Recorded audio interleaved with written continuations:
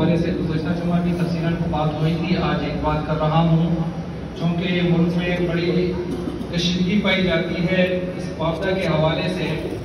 اب کچھ دن پہلے آپ نے دیکھا چٹا بٹا میں لوگوں کے فریج وغیرہ سب کچھ چل گئے. اپنی طرف سے کہتے ہیں واپڈا اس کا ذمہ دار نہیں ہے، لیکن واپڈا کا جو میٹر آپ کے گھر میں آپ کے پیسوں سے لگا ہوا ہے. عجیب بات یہ ہے کہ اگر اس کو کچھ آنچ کی آ جاتی ہے تو آپ کو پتہ بھی نہیں ہوتا اور آپ کے بل میں 15,000 روپے جرمانہ آ جاتا ہے. اس پر لکیر کیوں آئی ہے؟ بھائی ہم نے نہیں ڈالی، کہتے ہیں لکیر آئی کیوں ہے؟ آپ چوکیدارہ کریں، اس کا نام ہمارا میٹر ہے. کس وقت کتنے لوگ ہمارے ساتھ بھی پہنچا میں اس طرح ہوا ہے. 10,000 روپے آج سے 7-8 سال پہلے کی بات ڈالا تھا، 15,000 اس نے ایک دوست ہے اس کا ڈالا ہے. تو اپنے ایک لکیر پر جب اس کو پتہ بھی نہ ہو 15,000 ڈال دیتے ہو، لوگوں کے فریجز، لوگوں کا سارا بیڑا غرق کر دیا. کہتے ہیں واپس ذمہ دار نہیں ہے. ایک تو یہ عجیب بات ہے. دوسری بات یہ ہے کہ بہت سارے لوگوں کے بل 180 190 تک پہنچتے ہیں تو وہ 201 سے اوپر چلا دیے جاتے ہیں. یہ بہت سارے لوگوں کے ساتھ چکر ہو رہا ہے. ہم دوڑتے ہیں واپس دفتروں کو. ایک میں آپ کو مشورہ دیتا ہوں، پہلے بھی دیا تھا، بے شک جائیں واپس دفتر کو، لیکن یہ ریڈنگ کر کے کون دیتا ہے؟ میٹر ریڈر کرتا ہے. 9-10 تاریخ کو آپ کے نوگزی کی یہاں میٹر ریڈر آ کے کرتا ہے، تو یہ یہاں سے رپورٹ جاتی ہے تو وہاں سے لگ کے آتا ہے. اس میں جو آپ کے بل پر اسکین دیا ہوتا ہے، جو فوٹو پکچر دی ہوتی ہے، آپ اس کے ساتھ ٹیلی کریں نا ذرا.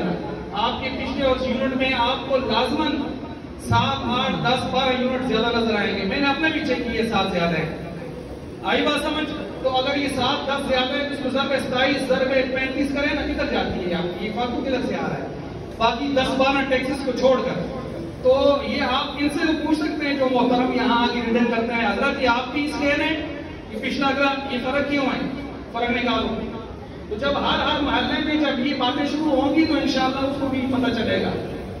اب عزت سے آگے آنا جانا ہم چپ کر کے سوشل میڈیا پہ لگا دیتے ہیں تو اس سے کام نہیں آ ہوتا. کشمیریوں نے اپنا حق لے لیا، صرف 2 دنوں میں لے لیا.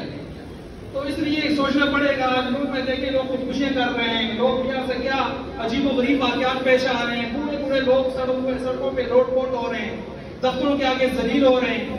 اس طرح کی چیزیں ہو رہی ہیں. لوگ کوڑے لگا رہے ہیں، ناجائز بجلی استعمال کر رہے ہیں.